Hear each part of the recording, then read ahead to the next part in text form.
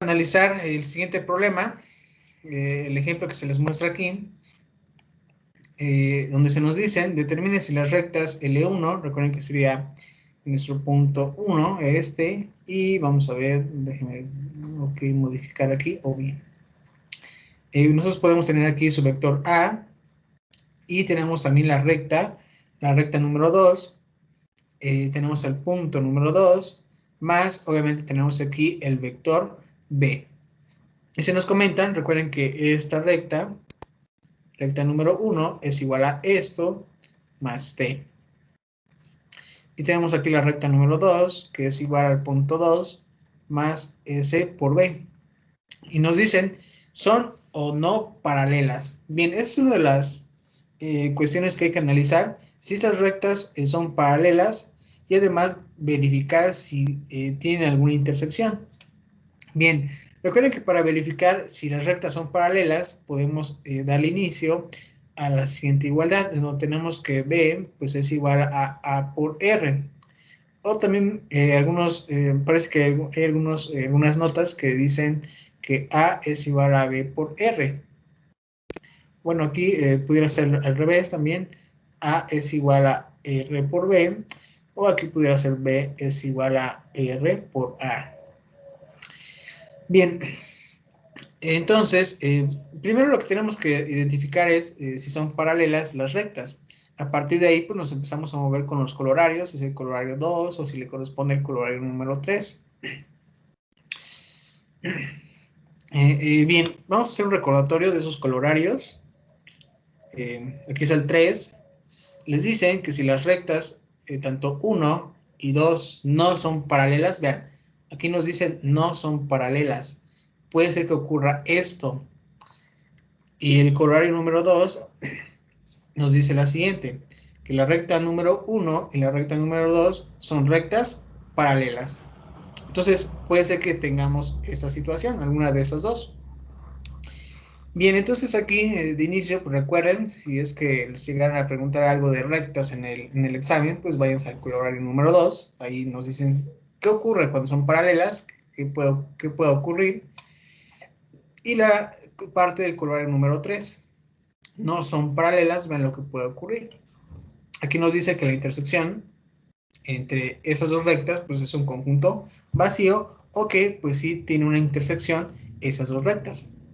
Entonces, vamos a identificar primero en qué colorario caemos, si en el 1, perdón, en el 2 o en el 3. Bien, recuerden que hay que identificar a los vectores. Ustedes aquí más o menos pueden observar. Tenemos aquí un vector, recuerden que es un vector. Tenemos al segundo vector. Y vamos a realizar esta operación. Entonces elegimos aquí a A, recuerden que sería el vector A, debe de ser igual a un número real, ¿por quién? Pues por B. Bien, el siguiente paso, recuerden, es identificar si efectivamente son o no paralelos. Para ello, ustedes pueden hacer el siguiente paso.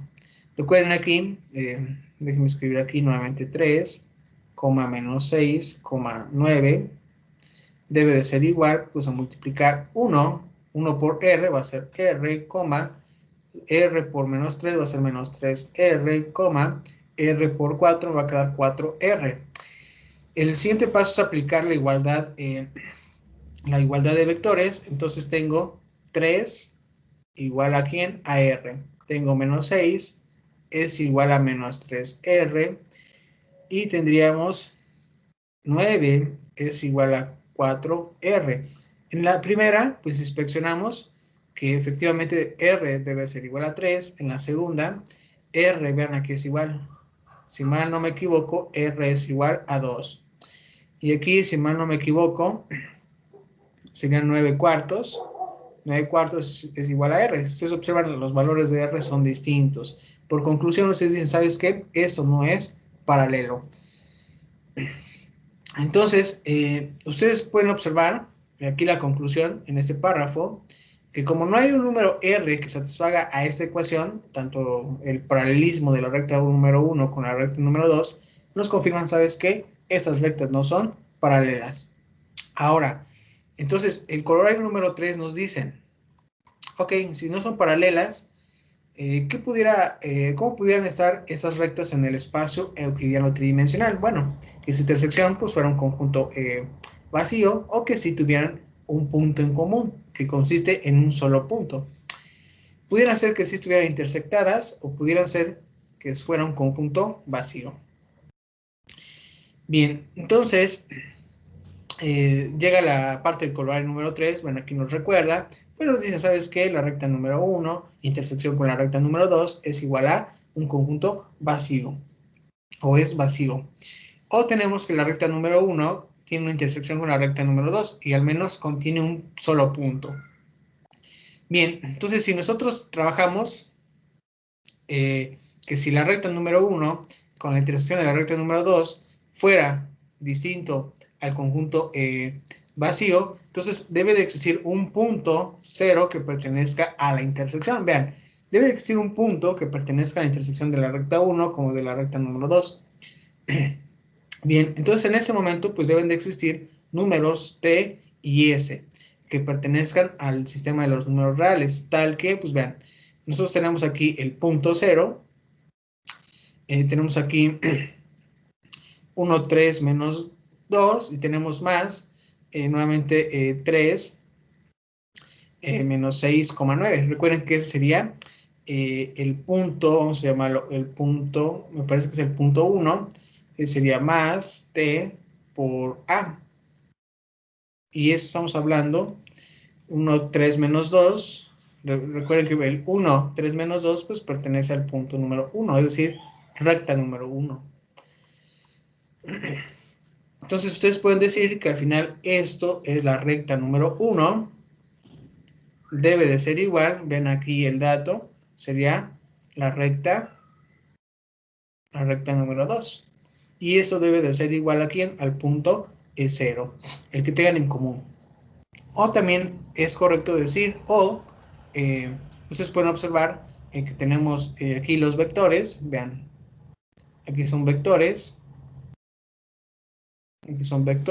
tenemos aquí vectores, ya con su número real, es decir, este es un vector y este aquí también es un vector, ya están aquí conjuntos. Tenemos este que es el punto y tenemos este también que es un punto, sería el punto 1. Ya tenemos ahí los datos, ustedes hacen estos movimientos. Vean, por ejemplo, T es positivo, pues tiene signo positivo aquí. Este de positivo cambia a negativo, ustedes pueden observar el signo negativo. Tengo 2, 1, 7, es positivo. Y este, pues es positivo, pasa a negativo. Entonces, ustedes pueden llevar a cabo las multiplicaciones. Si ustedes multiplican 3 por 7, te les va a dar 3, 7. T por menos 6, menos 6t. T por 9 les va a dar 9t. Menos S por 1, S. Menos S por menos 3 les va a dar, en este caso, sería menos 3S. Obviamente aquí están respetando el signo negativo. Sería S por menos 3, 3S. S por 4 va a quedar 4S. Esto es igual, pues hacen las operaciones entre puntos, ya los pueden hacer.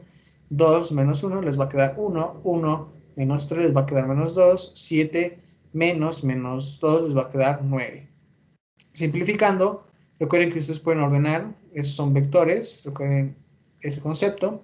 Entonces yo puedo trabajar la primera componente con la primera componente. Es decir, tendríamos 3t menos s, luego tendría menos 6t más 3s. Recuerden que tengo un signo negativo, menos por menos me va a dar más. Tengo 9t, que sería este, menos por más me va a dar menos 4s y el punto. Ahora, ustedes aplicando la igualdad de vectores, tendrían 3t menos s igual a ¿quién? A 1. Por eso tienen esta ecuación. Menos 6t más 3s debe de ser igual a ¿quién? A menos 2. Y 9t menos 4s debe de ser igual a ¿quién? A menos, perdón, serían 9. 9 positivos. Bien, ahora basta con que yo elija dos ecuaciones, aunque yo tengo 3 y tengo dos incógnitas, basta con que yo elija dos ecuaciones para darle solución a ese sistema. Por ejemplo, ustedes pudieran elegir si quieren el 1, vamos a escoger este como 1, este como la segunda y esta como la tercera ecuación. Ustedes pudieran elegir la primera con la segunda, la primera con la tercera o la segunda con la tercera. Al final les tiene que dar, o ese número debe satisfacer pues estas esas tres igualdades para que el punto 0 que tanto estamos buscando, pues pertenezca a la intersección tanto de la recta 1 como de la recta número 2. Bien, ustedes pueden elegir si quieren la primera y la 2. Vamos a elegir la primera y la 2. Yo me doy cuenta que en la ecuación número 1 y en la ecuación número 2 que voy a trabajar, el primer término, que es menos 6t y 3t, es un múltiplo. En este caso, yo pudiera elegir la ecuación número 1, multiplicarla por menos 2. Y tendría 3t menos s es igual a ¿quién? A 1. Y aquí tendría menos 6t más 3s igual a menos 2. Bueno, aquí una corrección me correspondería trabajar con 2. Con 2. Aquí con 2. Recuerden que esto me va a dar como respuesta 3 por 2 son 6t. Me va a quedar menos, tengo s por 2, me va a quedar menos 2s igual a 2. Y luego voy a tener menos 6t más 3s igual a menos 2. Entonces ustedes observan, S se anula. Me quedaría como respuesta aquí S igual a 0. Aquí me dice que S es igual a 0. Entonces, yo ya encontré S, si S es igual a 0. Y yo puedo encontrar ahora, por cualquiera de las ecuaciones que yo trabajé, ya sea esta o esta, pues encontrar el siguiente valor de t de t. Por ejemplo, si voy a la primera, me parece que es más directa. Tengo 3t menos 0 es igual a 1. Entonces t es igual a 1/3. Si ustedes observan, yo tengo el valor de t, tengo el valor de s. Ahora basta con que ustedes sustituyan el valor de t, que es igual a 1/3, y de s, que es igual a 0, pues en todas. Van a tener que sustituirlas en todas. Y les debe dar este número, estos números que ustedes pueden observar aquí. Para la primera es obvio, trabajamos con la primera, les va a dar ese resultado. Para la segunda les debe dar menos 2 y para la tercera les debe dar 9. Bien, nos dicen aquí que hicieron esos pasos y como conclusión nos dicen que estos valores que nosotros encontramos de S y de T, estos dos valores, pues no satisfacen la tercera ecuación, es decir, la que tenemos aquí, no la satisfacen. Entonces nos dicen que no hay ninguna solución para el sistema. Por lo tanto, la intersección entre ambas rectas debe de ser un conjunto vacío. Bien, si ustedes hubieran visto que tal vez S y T fueran soluciones tanto de la primera, la segunda y la tercera ecuación, pues la conclusión sería distinta. Si esta tercera ecuación se le hubiera dado solución y hubiera sido igual a 9, pues ustedes pudieran decir que la intersección tanto de la primera recta con la segunda, pues efectivamente coincide en un punto, tal vez punto P0, como se nos marcaba al inicio. Pero bueno, fue todo lo contrario, por eso se confirmó que pues no contienen algún punto en común, sino que pues, es un conjunto ahí vacío. Bien, ahora, algo muy interesante, lo que ocurre en las rectas, es que nosotros podemos encontrar un ángulo. Bien, para ello tenemos la definición número 12 y se nos dicen que θ es un ángulo entre las rectas 1 y 2 y para ciertos vectores no nulos A y B, pues obviamente tenemos la recta número 1, tenemos la recta número 2 y θ es un ángulo entre A y B. Bien, recuerden que tenemos dos rectas, tal vez yo tengo una recta aquí y yo tengo otra aquí. Tengo la recta número 1 y tengo la recta número 2. Tal vez el ángulo aquí el ángulo que estamos manejando es este. El ángulo entre esas dos rectas. O este ángulo también es el mismo. Entonces, aquí nosotros estaríamos encontrando pues ese ángulo. Se nos dicen que hablaremos de un ángulo entre dos rectas, aún en el caso de que no se intersecten. Es decir, que nosotros podemos encontrar el ángulo entre dos rectas si están intersectadas o si no hay intersección, nosotros podemos encontrar ese ángulo. ahí nos confirma o se nos da una observación. Bien, tenemos el siguiente ejemplo, el cual pues, se nos pide encontrar un ángulo entre las rectas L1 y L2. Bien, para ello, pues se nos da la opción de que identifiquemos en nuestro vector A, vean, este es nuestro vector A, y ese es nuestro vector B. Y se nos piden que si teta es el ángulo entre A y B, entonces nosotros podemos calcular el coseno de teta. Para calcular el coseno de teta, recuerden que eso lo vimos en el álgebra vectorial, en el apunte anterior, de que el coseno de teta es igual a ¿quién? A A punto B sobre la longitud tanto del vector A por la del vector B. Entonces, A para nosotros es este vector, lo escribimos aquí, B es este, y luego se nos pide aquí, pues, calcular la raíz cuadrada, que es la longitud o el módulo de A. Recuerden que A es un vector, se elevan sus componentes al cuadrado, lo tendríamos por la raíz cuadrada de B, y recuerden que esto es la longitud de B. Si ustedes simplifican el producto escalar, tendríamos como numerador 57 y el denominador sería pues 6 por la raíz cuadrada de 91. Recuerden que es un cociente y nos dice que es aproximadamente a 0.99587 de resultado. Recuerden que esto lo pueden hacer así. Ustedes saben bien que el coseno de teta pues sería igual aquí a 0.99587. Entonces, para calcular teta, recuerden que es igual a tener el coseno a la menos 1 en sus calculadoras, 0.99587, y les debe dar el ángulo de 512. Y les dicen aquí, o también pudiera ser 354,48. Es decir, que por el grado que nos están dando de 5, esas rectas tal vez se encuentran así. Tenemos aquí una recta y luego tenemos otra que pasa muy pegadita. Muy pegadita. Bueno, aquí lo voy a abrir un poquito. Es muy poquito la diferencia, aquí está muy abierto. El ángulo de 5 grados es este. Es este de 5 grados. Y el de 354 pues sería este. 48. Así me quedaría. Bien, entonces recuerden que teta pues involucra hallar el ángulo que tenemos aquí en esta dirección y el opuesto, obviamente de esos 360 grados, pues tendría que ser el resto, que sería esta parte. Bien, entonces, ustedes calculando teta, pues les debería dar 5 grados, 12 minutos aproximadamente. Bien, recuerden esta operación porque a muchos se les pasa, se les olvida en el examen o no saben cómo calcular ese ángulo. Recuerden que es con el cos a la menos 1, 0.99587, y de ese modo ustedes hallan este ángulo. Bien.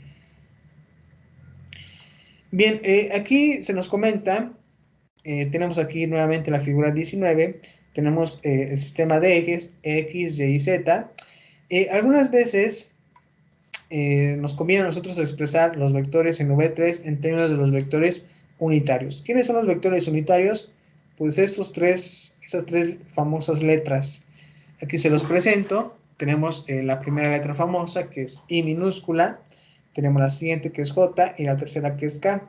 Si ustedes observan la diferencia entre cada uno de estos vectores unitarios, es que hay una componente aquí para el vector I, que es 1, para J, que es el vector, en este caso sería la 2, y para acá sería la tercera.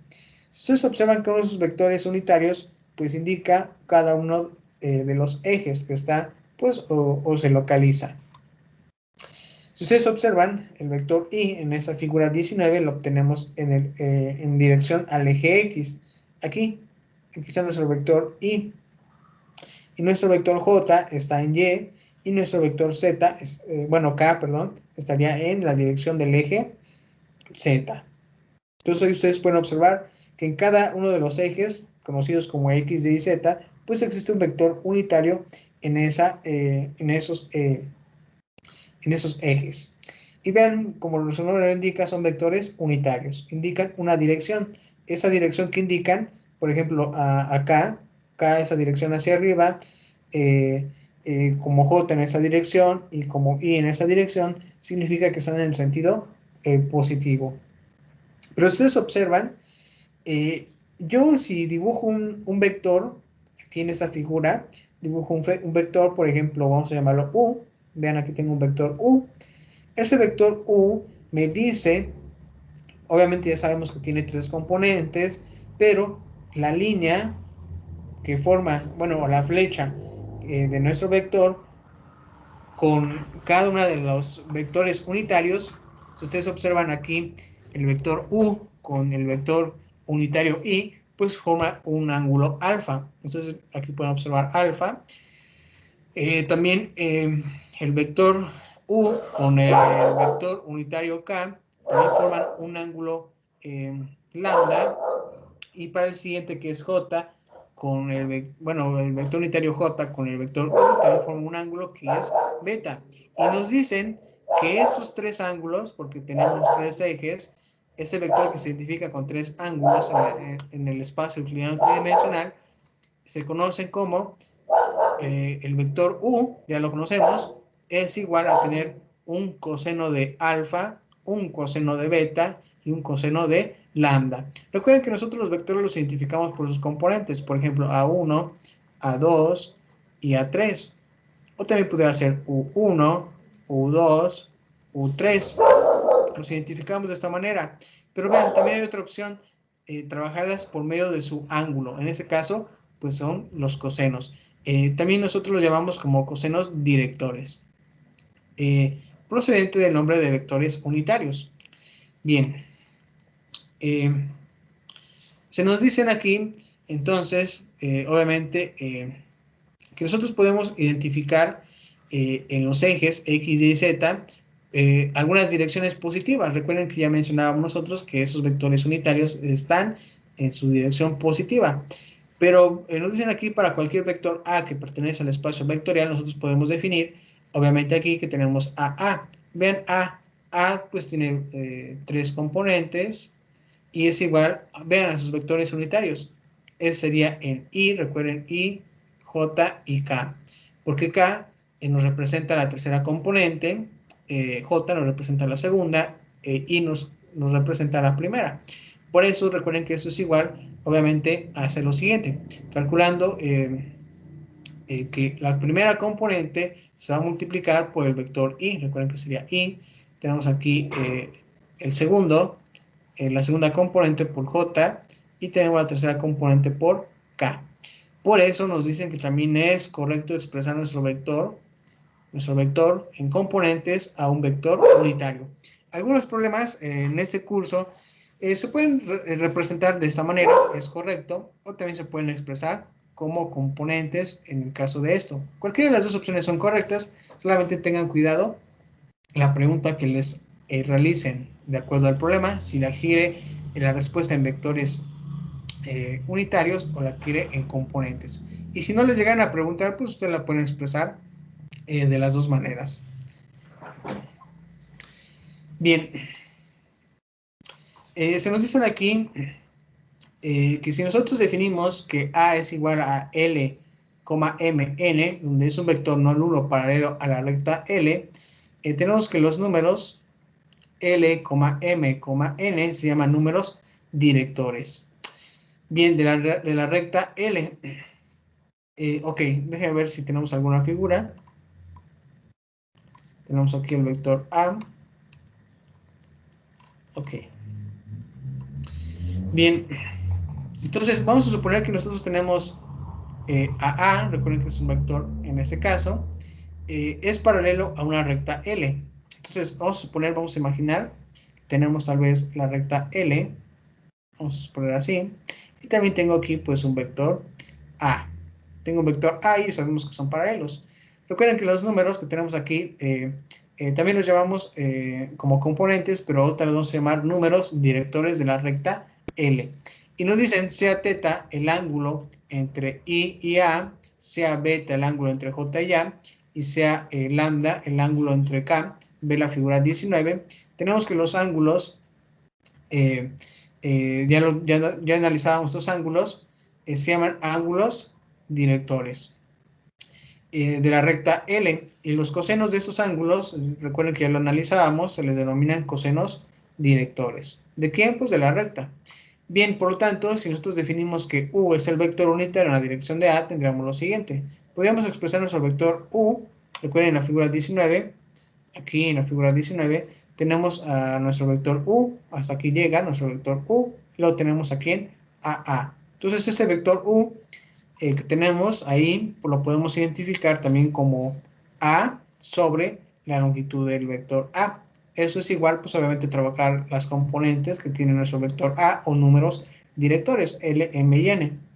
Obviamente esto definiría nosotros el vector unitario U.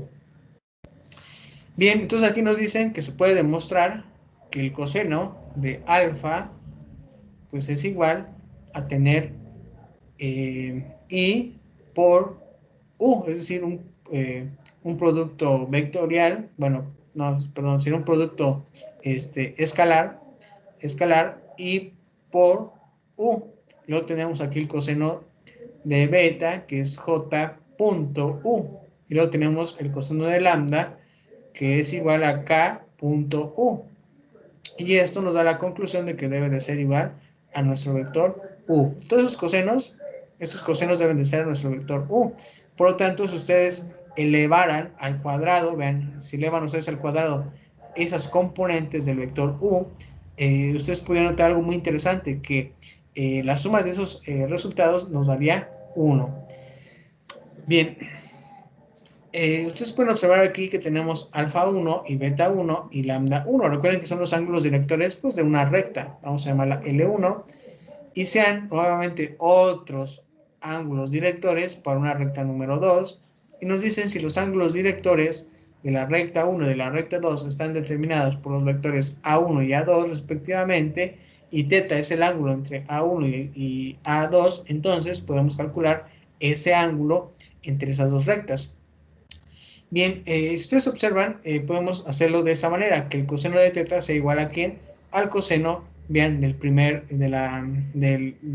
nuestro primer vector, que sería lambda 1, bueno, sería alfa, perdón, alfa 1, y nuestro coseno de alfa 2, que es de nuestra segunda recta, más, aquí tenemos el coseno, obviamente, de nuestra beta número 1 y nuestro coseno de la beta número 2, que le corresponde a nuestra segunda recta. El coseno de lambda 1, aquí le corresponde a nuestra primera recta, y a nuestra segunda recta. Al final, estos tres nos deben de dar el coseno de teta, es decir, el ángulo entre los vectores A1 y A2. Recuerden que entre las rectas existen vectores, obviamente esos vectores nos dicen, por medio de esa operación también nos debe dar el resultado entre esas dos rectas. Bien, vamos a analizar la siguiente opción, donde se nos comentan algunas otras ecuaciones de la recta. Recuerden ustedes que una recta pues, se expresa de esta manera. Debe de contener un P0 más T por A. Recuerden que T es un número real y A es un vector. Bien, esto se le conoce a la ecuación número 12, que ustedes observan aquí, se le conoce como la ecuación vectorial de la recta. Por lo cual, nos dicen que cada valor del parámetro t, esta letra que ven como número real, da el vector de posición P de un punto sobre la recta. Recuerden que yo tengo una recta, por ejemplo esta, el t, aquí le llaman t, tal vez t aquí es igual, vamos a poner a 0, aquí tal vez tenga otro t, igual tal vez a 5, aquí tenga otro t, es igual a 10, tal vez aquí tenga otro t igual a 15, tal vez tenga alguno negativo por ahí, que t es igual a menos 10, tal vez. Nos dicen que el parámetro t da el vector de posición un punto sobre la recta. Es decir, que gracias a este punto, pues nosotros podemos averiguar en dónde podemos estar nosotros, es decir, un parámetro de un vector de posición. Bien, si ustedes observan la figura número 15, vamos a analizarla. La figura 15.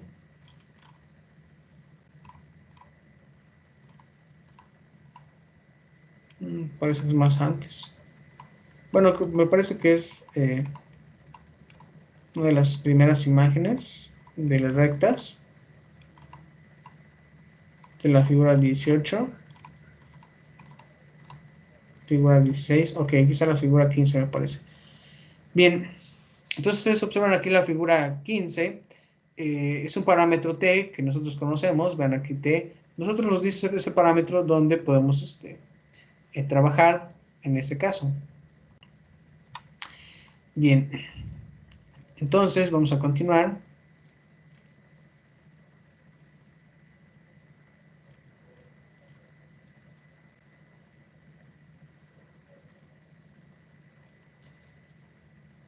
Bien, bien, entonces este parámetro de t, repito, da el vector de posición p de un punto sobre la recta. En otras palabras, cuando t varía, la recta es trazada por la punta del vector p. Bien, entonces nosotros tenemos aquí un vector, recuerden que tenemos aquí un vector, luego tenemos aquí otro. Entonces, de acuerdo a esa punta de nuestro vector p, pues va siendo trazada en ese caso la recta. Pudiera ser que fuera en ese sentido, o también pudiera ser en sentido opuesto, o pudiera ser en ese sentido, o pudiera ser así. Bien, entonces recuerden que ese movimiento lo van a percibir cuando ustedes varíen el valor, en ese caso, de t.